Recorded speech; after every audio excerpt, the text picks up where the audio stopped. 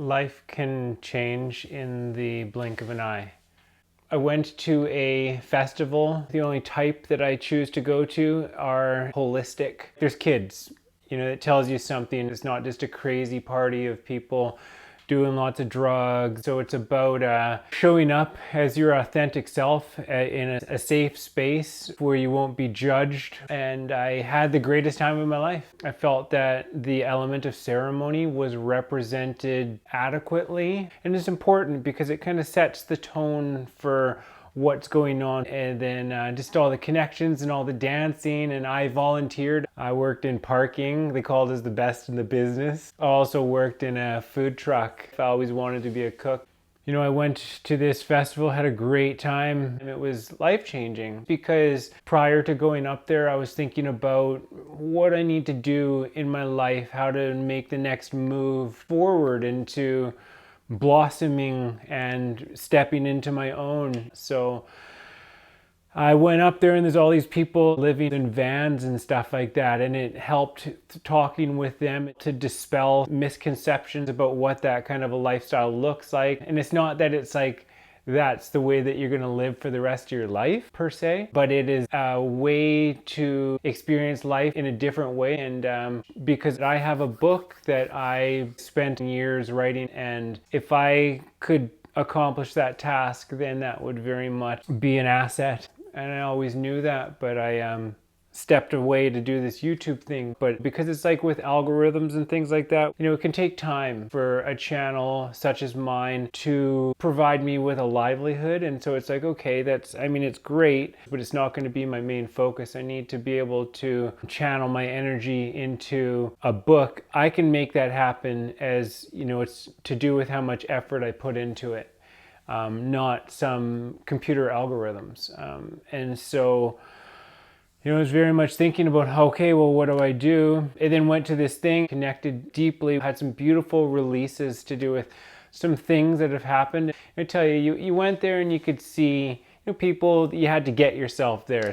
Some people were tired, myself included. It's like life is busy and whatnot, but then towards the end of it, you could just see the stress disappeared from people's faces. You could see peace in people's eyes and hearts open. And so the thing was to carry that out into the world. And so coming back, I had to get back to work. And this was just immediately a challenge because there's people making jokes at other people's expenses, sarcasm and ego. It's a challenge. How does one remain heart open? Like I've talked about this before, it's like once you've tasted mental clarity, abundant energy, or inner peace, it's hard to go back. Because you know the difference. You have a reference point and you'd be like, well, it's just not worth it to go back. And so this is a conundrum, as you can imagine. What does one do once you're in this expanded heart kind of experience? How to maintain that frequency? And so what do you do? I went and saw my old man right away and said, hi, hey dad, I had this great time. He's like, welcome back to the real world. And this is what a lot of people say. And it's like, dad, for me, this is not the real world. The real world is when all the walls come down, where hearts are open, minds are open. This world, which is many people's world and is a part of my world as well. The Western world, for what it's worth, the city and the job and the money and the ego, this way of life, this is not my real world. There's something more real about that other world where it's holistic, where nobody's being treated as anything other than a beautiful expression of consciousness. And then one thing led to another, and so I'm at work, and before I knew it, I got laid off. And all of a sudden, everything became very simple. I went from not exactly sure to, okay, I can either go and look for another job, or I can essentially move into my car to kind of step away from what I'm doing right now. Sometimes you need to take a risk Sometimes it requires a leap of faith, to do something radical. I look at how much I've gotten done since I've been living here, and I've gotten occupied with all kinds of things. Or maybe I was just on another path, but it's just like every little thing that I get caught up in takes its toll, and it's like it can be a bit of a challenge to focus. And so it's important removing some of the distractions, creating simplicity in life. They say for drastic change, you need drastic measures. And it seems crazy,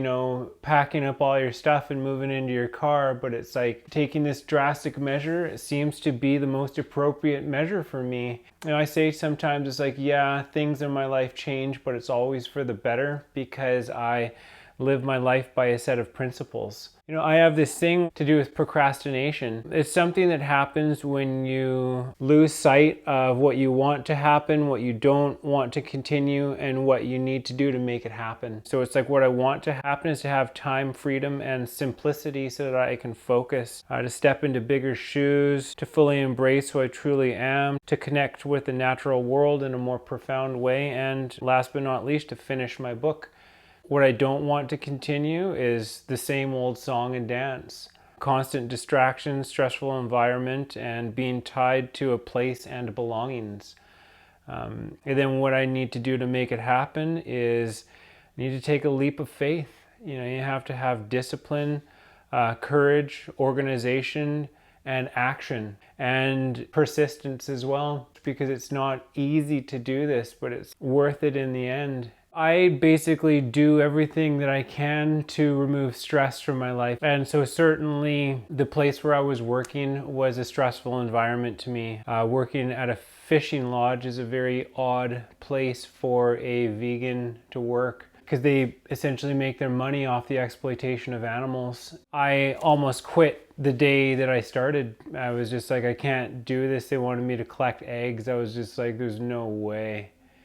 Because there's chickens, they don't want you to do that. You have to move them and stuff. And it's just like, and there's a herd of buffalo and there's donkeys, and they're just like held in cages. I mean, they have a little bit of space, but it's like, those animals are known for like walking across mountain ranges and stuff, not like a little confined to a little square, and just like to not be able to eat what they want to eat and meet others. And you can't put a price on freedom. And so it was really hard, but I found my way within working at that place. I brought them food all the time. You just see the noises that a donkey makes, when you treat it as an equal, and that you're going to go out of your way and, buy a big bag of organic carrots just to give them a little quality of life in their existence there. And the chickens too, I feed them blueberries. I go pick blueberries from my friend's place, and then I feed them from my plate, because it's like half for your own happiness and half for the happiness of others.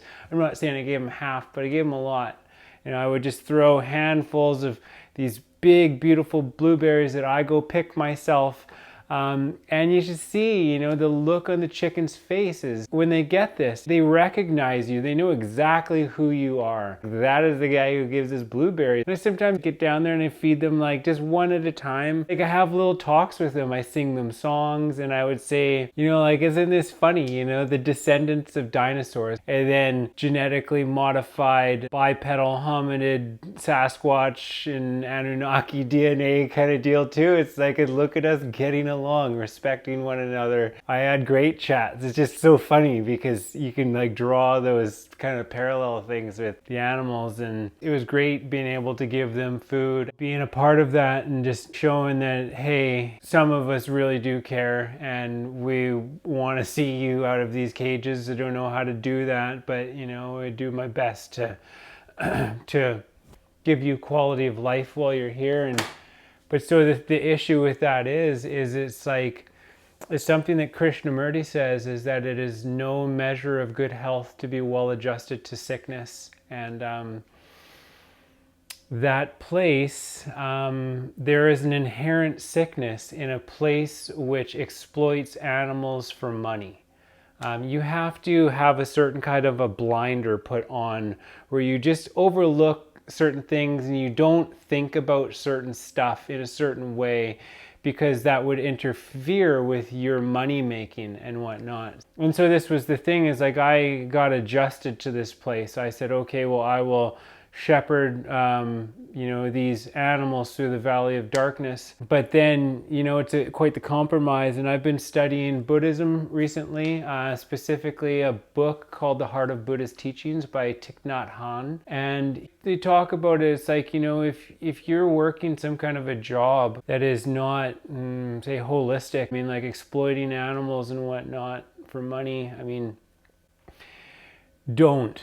At the end of the day, don't do it, walk away. And I I really listened to that. It took a bit for me to kind of wrap my mind around, but it's like you're taking a paycheck that is, coming from this place, not a good place, find another job. And so luckily it happened for me. It's interesting because it's like I wanted that to happen, but I didn't know how to do it. You get comfortable in a job, in a place, and you think you're doing a good thing, and all of a sudden you're stuck there. And then as well, like my living situation here, the other point of stress in my life here is just living here, because the people upstairs have essentially said that they don't care about me and that they will just do whatever they want. And that, it's difficult living in that kind of environment. But it's funny because it's like, this is exactly what I wanted, to not have to be subject to people doing things that I feel uncomfortable around, and then to not have to be a part of something that I would say has sickness in it. On my last day, the animals, they knew that it was my last day, and I could feel something too. There was a shift in energy. I wondered, it's like, how do I maintain this in my life? And I wasn't taking the steps that I needed to, but it just happened for me, and so I feel very blessed that life has unfolded in this way. Then now I'm going to take this show on the road, and it's going to be a lot more epic than this thing here sitting under all these lights and whatnot. I'm going to focus on finishing my book, but I'm going to keep with the YouTube too, because it's fun, and it's like, it's very much an outlet for me to share things that don't necessarily need to go into my first book ever. It's going to be exciting. There's people who have said to me that they live vicariously through me, because my life is a bit of a roller coaster, radical change. And I've worked a number of jobs as well, where it's like I've gone in to a place which really needed a person such as myself, who goes in and just fixes everything that's around and makes improvements. And then once I've done that, I basically either get fired or I quit. And so it's very interesting to see this happen again. And so, one could look at this through a couple of different lenses. One perspective is that this is like a negative theme in my life, and that my life falls apart because I'm doing this or failing to do that or something. You could look at it like that. But when I look at what's going on, the pattern is me maintaining my integrity in the situations that I'm in. It's happened a few times at places that I've worked as well, that I have needed to bring up the topic of integrity with certain people that I worked with. And sometimes this leads to the demise of my employment at certain establishments. But I've never found that it was helpful for me in my life to bite my tongue and be quiet about things. Sometimes you need to speak up. Some institutions, they don't like the word integrity, because everybody knows on a level that they're involved in something which is questionable, to say the least. Anyways, yeah, all that said, wish me all the best. It just dawned on me how much time I spend in a cold, dark basement, as opposed to out in the natural world amongst the mountains and whatnot, because all my stuff is in there. It's just a funny existence, I honestly don't even know where to start. I guess it's just that I'm just going through a bit of a transition, and I needed to take time to myself, because it took so much to go through this transition, to do what I'm doing that I could not document it as fascinating as some of it was. I had to respect the process that I was going through, and so I didn't. But here I am anyways. I mean, I don't know where I left off. Something about it. I had my heart-opening experience, and I decided that I wasn't gonna close her back down. And, you know, I decided to hold that frequency, and it's quite a thing to do because when you do it, you choose to speak your truth. And I ended up losing my job because of something that I said. So I packed her all up and had some help and got everything into storage and camperized the car. You know, I took a trial run in my car up to a place called Squamish and just got used to the whole idea of being in a car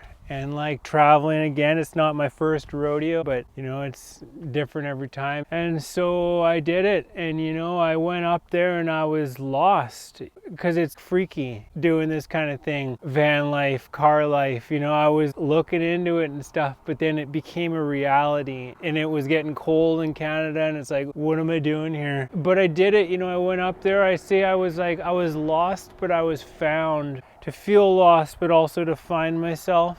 I didn't know what to do because you have so many options about where you can go, meaning the States or Mexico, and I didn't even know what to do or if the whole thing was feasible or not. But instead of thinking about it, I was like, okay, hold on. I don't need to figure anything out. I will address the things that are on my plate and then wait for a call from the universe. And then it was like, okay, I guess that trip had served its purpose, and I ended up going back to the town that I was living in, and I further sorted out my stuff, refined what I was doing, and tied up loose ends, and then eventually hit the road because that as well served its purpose. And then I went down to the States, but my credit card expired. So I had to chill down in Bellingham in Washington for like a week or something like that. And it was cool. It served a purpose as well. And then it was like, okay, what's next? And then it was like, okay, go back to Canada, get back to Canada, go to the bank. I get in there, I was like, where's my card? They're like,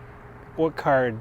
And then it's like, okay, once again, trust. Clearly you're here. This brought you back. You need to be here. And so this serves a purpose beyond your scope of knowing and whatnot. So it's like, okay, cool. I can surrender to that. I'm there. And then so I worked for my buddy for a little bit more, and I've struggled sometimes working with this dude because we're different, right? But I decided going into it, I was like, I'm not gonna get my feathers ruffled about anything. I'm just gonna go with the flow. I'm not gonna be me, if you know what I mean. I'm just gonna no matter what he says, I'm gonna roll with it with a smile on my face. I'm gonna make jokes. We're just gonna have a good time, and that's what I did, and it was, so I did that, and it was beautiful, getting to say goodbye in that way and get that extra money. It was great, it served a purpose, and I had a little guardian angel come along too. He kind of knows what I'm doing, and he's like, you know what, man, do you ever get yourself into a pickle, you give me a call. And I just can't even, it's hard to express how much that means to me to have it feels like a guardian angel, like somebody who is like, I care, and who has the resources to help you if you need to, help you get through life and that kind of stuff. And so I just feeling super blessed anyways, and it was a beautiful way to transition out. And then I hit the road down to Mount Shasta. That was the first place on my list because it's the spiritual place. And then it started getting cold, and I was like, okay, I can't function in the cold like this. So then I came out of the mountains. I went to Napa, close to San Francisco, and it's out of the mountains, so it's warm, it's hot during the day, but it's all cold in the morning. It's well, then that doesn't work either. So it's what am I gonna do? And I was losing myself. I had a little existential crisis. Just what am I doing? Is this even feasible? It's all I'm doing is struggling, and I'm not getting any work done. I came down here to finish writing a book, but it's I'm lost, and I'm alone, and I'm scared, and I'm afraid. And so I stayed in Napa for a week, and I was well, you know what? This doesn't work. So then I drove to Lake Havasu in like 10 hours and then, you know, moved in. And, you know, I've been here now for like a week or something like that, roughing it, but free as a bird. I spend every day how I want to spend my days because being me is a full-time job. And, you know, ever since I've been here, every single day I have met with people who have helped me on my journey. Everybody here is friendly. Everybody who's out here in this desert is here because they want to be here. It's too hot for a lot of people a lot of the time of the year. If you don't want to be here, you leave. And there's like energy vortexes around here. It's really good energy. I swear it's like a law here. Every person you see, you smile. Everybody smiles. Every single person. I am so blessed to be here and to have made it this far, and it just keeps on getting better and better and better. It just feels great. Oh, I know it's a lot of talking, and it's like, I don't know who's ever going to watch this, but it's like, who else am I going to tell this to? Who else wants to sit there and listen to my whole story? But yeah, that's where I've been, and that's what I've been doing, that's what I've been up to. Now I can move on to making videos about things that are actually interesting. Not that my life isn't kind of interesting, but things that interest me. So thank you for listening, and peace and blessings and namaste and om and amen and adios.